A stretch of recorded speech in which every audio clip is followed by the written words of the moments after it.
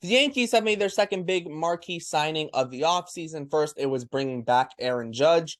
Now it is going out and acquiring the services of Carlos Rodon for 6 years, the deal worth $162 million.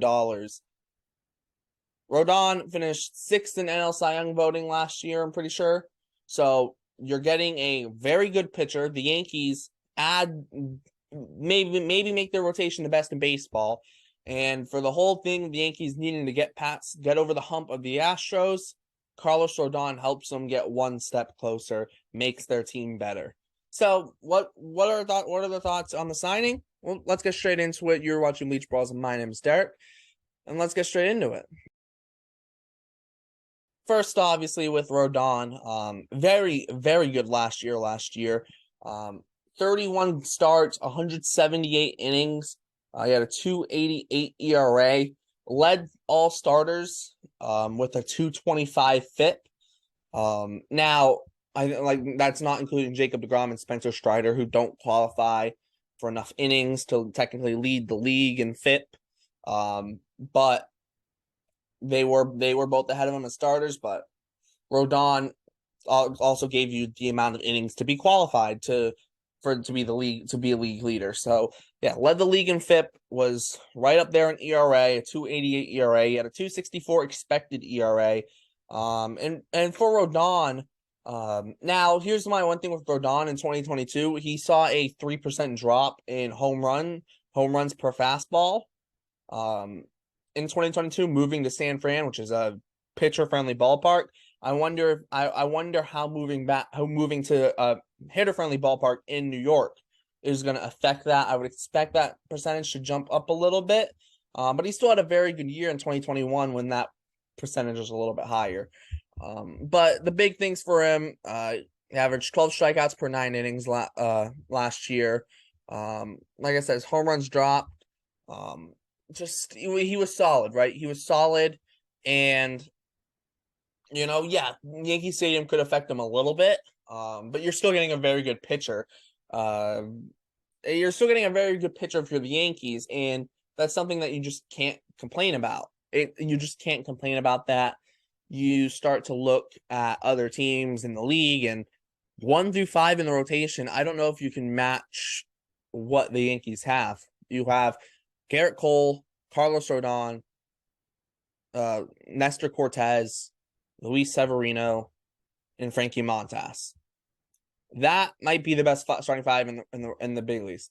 Frankie Montas, you send him to most other teams, he's a 3, maybe even a 2.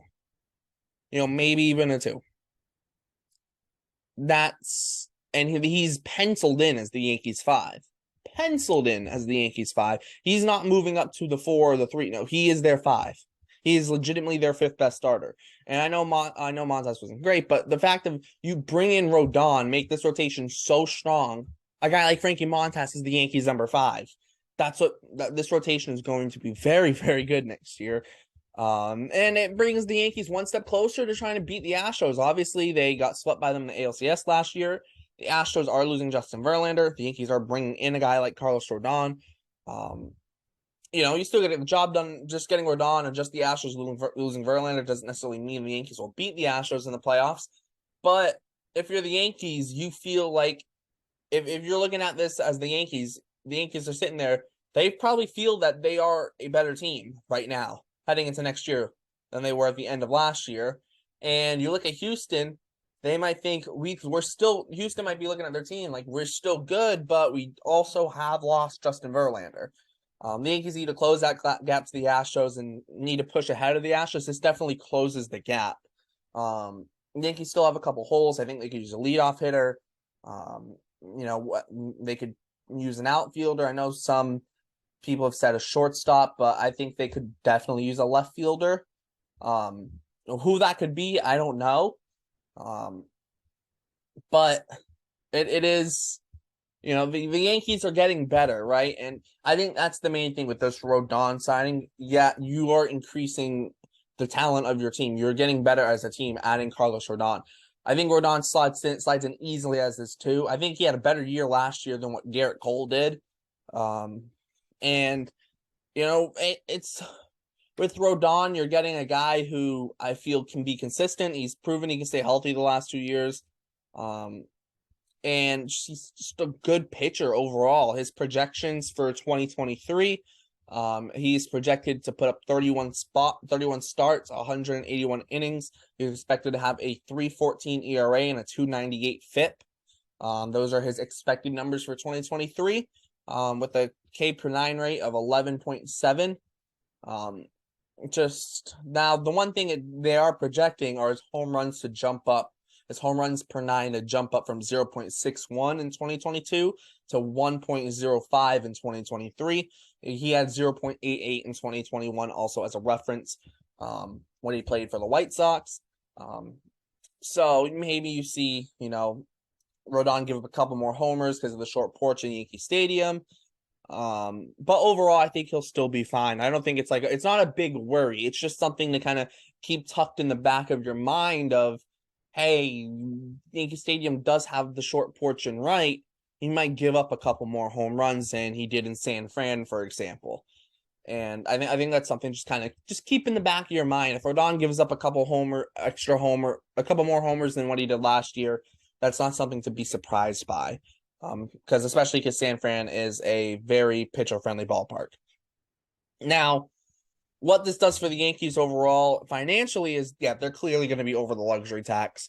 That was clear as soon as they signed Judge, but this just makes it like 100% clear instead of 99.9% clear. Where do Yankees look next? It's anyone's question. They could obviously try and make a trade. I think they're done adding in the rotation now, and they have Domingo Hernan as a 6th starter as well, who'll probably end up in the bullpen, I would expect. Now, the bullpen, the Yankees have a deep bullpen. They should be getting Michael King back at some point. I don't know exactly when. I don't know if he'll be ready for opening day or be mid-season. I'm not sure. But he'll be healthy. He was arguably, in my opinion, he was the biggest piece of that Yankees bullpen, and for the Yankees to miss him, I think that was a huge loss. I think it showed too. So yeah, you can never have enough bullpen arms if you're the Yankees. Should want to get a leadoff hitter if you're the Yankees. You don't want to hit Judge leadoff, and I understand LeMahieu can hit leadoff, but you'd also like to lengthen your lineup. So if you can, get a leadoff hitter and then hit LeMahieu second maybe, and then slide Judge back to the 3 spot, and go 3, 4, 5 of Rizzo.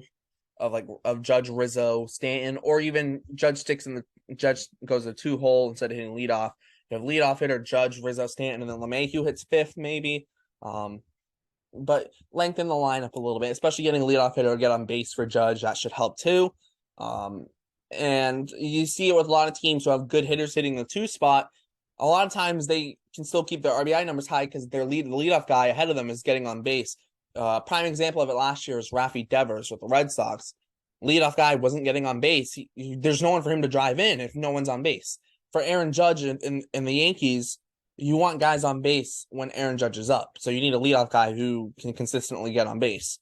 And I think that's kind of the one thing the Yankees need right now. But the Yankees do look like they're going to be in a very good spot in 2023. Will it be in one of the toughest divisions? Yes, it will be. But overall, I think if you are a Yankees fan, you should be happy about this signing. I know. Some people don't care about it, but I think bringing in a second lefty to the rotation does help. It's not the reason why they brought in Rodon, but it's like an added plus almost of it being Rodon that you bring in. You're not bringing him in because he's a second lefty. You're bringing him in because of how good he is, and then the fact that he's a second lefty is like a little bonus almost. Because now you have 2 lefties in your rotation. It brings different looks. If you get to the playoffs, right, and you're facing a team like Houston, and maybe you might want to have Rodon pitching because Yordan Alvarez hypothetically should do worse against lefties. Now, I know he's not their whole team, but it's just saying, I think hypothetically, just having that second lefty can help a little bit. It's like a little bonus almost for the Yankees. I think it's not super important, but I think it is a little kind of like, oh, that's a nice little extra piece to the signing. Now, for what Rodon does over his tenure with the Yankees, that's to be seen. But let us know your thoughts in the comments.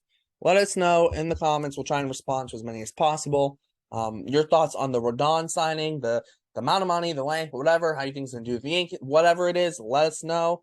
How do you feel about it? If you're a Yankees fan, if you're a non-Yankees fan, maybe you're a Giants fan who's losing him, or maybe you're a fan like I am of another AL East team. How are you going to feel about your team facing Rodon? Let us know in the comments. Like, subscribe, hit the notification bell so you're notified when we post. Check all the Bleacher Brawls links in the description. Thanks for tuning into Bleacher Brawls. My name is Derek, and I'll see you next time.